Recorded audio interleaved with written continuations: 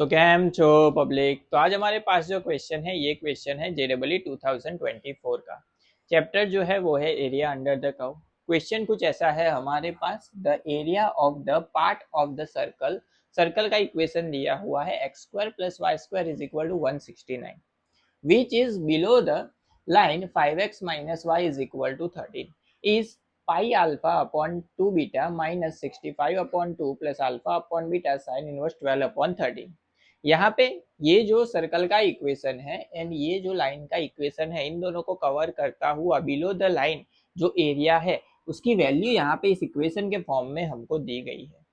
जब हम ये एरिया फाइंड करेंगे तो इस टाइप का कोई इक्वेशन हमको मिलेगा एंड उस इक्वेशन को जब हम कंपेयर करेंगे तो हमको अल्फा एंड बीटा की वैल्यू मिलेगी। दोनों क्या होगी, को प्राइम नंबर होंगे।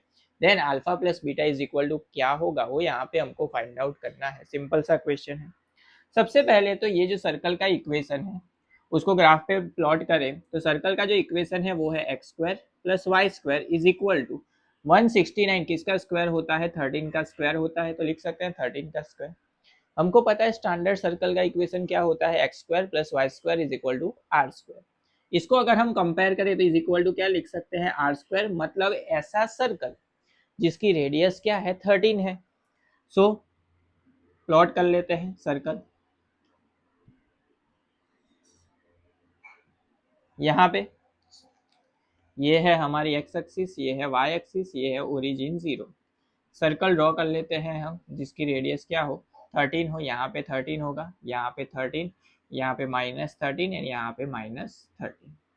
अभी दूसरा जो इक्वेशन है वो है लाइन का इक्वेशन। सो लाइन के इक्वेशन को भी लिख लेते हैं एंड ग्राफ पे प्लॉट कर लेते हैं। 5x - y = 13। हमको पता है ग्राफ पे प्लॉट करने के लिए कोऑर्डिनेट्स पता होने चाहिए, तो कोऑर्डिनेट्स लिख लेते हैं। यहाँ पे x coordinate and y coordinate. इस वाले इक्वेशन में अगर हम x की जगह पे 0 यानी कि ये 0 हो जाएगा तो -y = क्या बचेगा, 13 बचेगा। तो y = क्या मिलेगा, -13 मिलेगा। सेम उसी तरीके से यहाँ पे अगर हम y की जगह पे 2 पुट करें तो -2 सामने जाएगा तो +2 होगा, तो 13 + 2 वो हो जाएगा 15। 5 से डिवाइड होगा तो x = क्या मिलेगा, 3। सो जब x 0 है y पे 13 यानी कि y पे 13 यहाँ पे होगा एंड x पे 3 एंड y पे 2 यानी कि यहाँ कहीं पे होगा। इन दोनों को अगर हम ज्वाइन कर ले तो हमको जो है वो कुछ इस तरह से लाइन मिलेगी। अभी इन दोनों को कवर करता हुआ जो एरिया है ये वाला कंसीडर करेंगे या नीचे वाला, तो हमको यहाँ पे क्लियर लिखा हुआ है below the line. Below the line मतलब ये वाला एरिया कंसीडर करना है हमको, ये एरिया फाइंड आउट करना है। अगर हमको ये एरिया फाइंड आउट करना है तो हमको यहाँ पे जहाँ पे इंटरसेक्ट हो रहा है वो लिमिट पता होनी चाहिए कि y पे कहाँ पे इंटरसेक्ट हो रहा है। यहाँ पे तो पता है कहाँ पे इंटरसेक्ट हो रहा है, -13 पे, लेकिन ये वैल्यू पता नहीं है।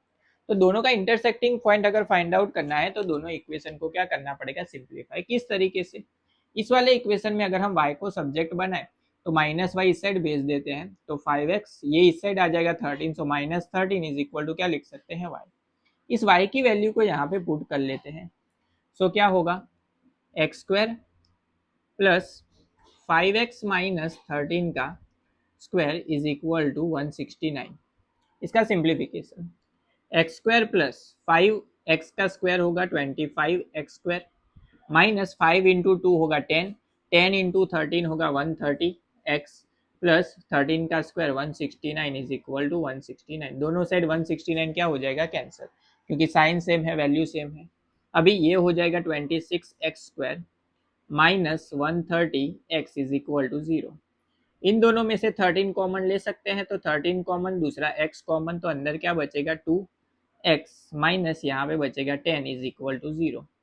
इसको 0 से कंपेयर करें तो x इज इक्वल टू होगा 0। इसको 0 से कंपेयर करें तो 2x -10 सामने जाएगा तो +10, 2 मल्टीप्लाई में सामने जाएगा तो डिवीजन में, तो x इज इक्वल टू मिलेगा 5।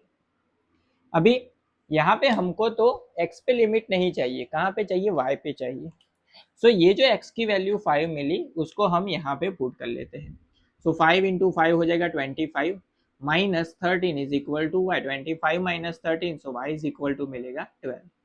यानी कि ये जो इंटरसेक्टिंग पॉइंट है वो क्या होगा, हमारा 12 होगा। यानी कि हम जो लिमिट लेंगे वो कहाँ से कहाँ तक लेंगे, -13 से लेके 12 तक हम लिमिट लेंगे।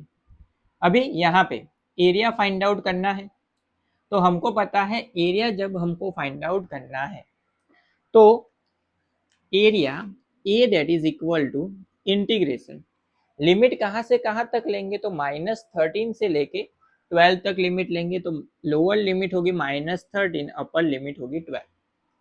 अगर हम -13 टू 12 लिमिट लेके इस वाले सर्कल का अगर एरिया फाइंड करें तो ये पूरा एरिया यहाँ तक मिलेगा, उसमें से ये जो ट्राइंगल है उसका एरिया क्या कर देंगे, माइनस कर देंगे, तो ये रिमेनिंग पार्ट हमको शेडेड पार्ट मिल जाएगा, सिंपल है। तो यहाँ पे हमने लिमिट ली है वाई एक्सिस पे, तो जब हम वाई एक्सिस पे लिमिट लेते हैं तो इक्वेशन में सब्जेक्ट बनाते हैं एक्स को, तो इस वाले इक्वेशन में अगर हम एक्स को सब्जेक्ट बनाना चाहे तो x square is equal to, ये सामने चला जाएगा तो 169 है यहाँ पे, माइनस वाई स्क्वायर, स्क्वायर को हटाएंगे तो एक्स इज इक्वल टू होगा √169 माइनस वाई स्क्वायर, सो यहाँ पे आएगा √169 minus y square d Y.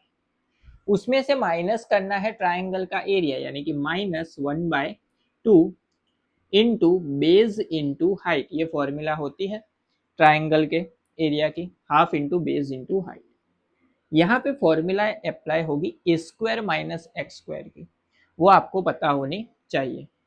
वो फॉर्मूला क्या है, तो फॉर्मूला कुछ ऐसी है, √a² माइनस अगर एक्स स्क्वायर है तो वो होता है, सबसे पहले तो फॉर्मूला यहाँ पे लिख लेते हैं कि integration of √a² minus x square d x that is equal to x/2 √a² minus x square plus a²/2 sine inverse x/a, ये फॉर्मूला वहाँ पे होती है। यहाँ पे a की वैल्यू जो है वो 169 किसका स्क्वायर है, 13 का, तो a की वैल्यू होगी हमारी 13।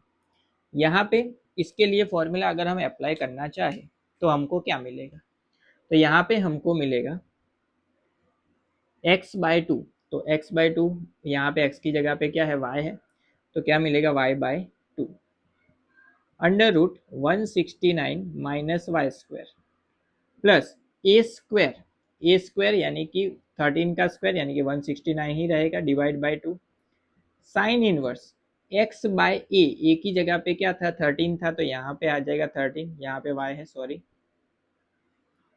अभी माइनस हाफ, बेस जो है इस ट्राइंगल को इस तरह से अगर हम घुमा दें तो 12 से लेके -13 का डिस्टेंस, 0 से लेके 12 का डिस्टेंस है 12, तो 0 से 13 का डिस्टेंस है 13, तो टोटल होगा 25, तो बेस होगा 25 एंड हाइट जो है वो क्या होगी, यहाँ पे हमने आगे इंटरसेक्टिंग पॉइंट यहाँ पे फाइंड आउट किया था, क्या मिला था, एक्स पे 5 मिला था, एक्स पे क्या मिला था 5, यानी कि ये जो हाइट है वो क्या होगी 5 होगी, तो यहाँ पे क्या लिख सकते हैं 5। यहाँ पे लिमिट क्या है, upper limit minus lower limit, तो 13 से लेके 12 तक सबसे पहले अपर लिमिट पुट करते हैं, यानी कि जहाँ जहाँ पे y है वहाँ पे क्या आएगा 12, तो हम लिख सकते हैं यहाँ पे 12 आएगा, सो 12/2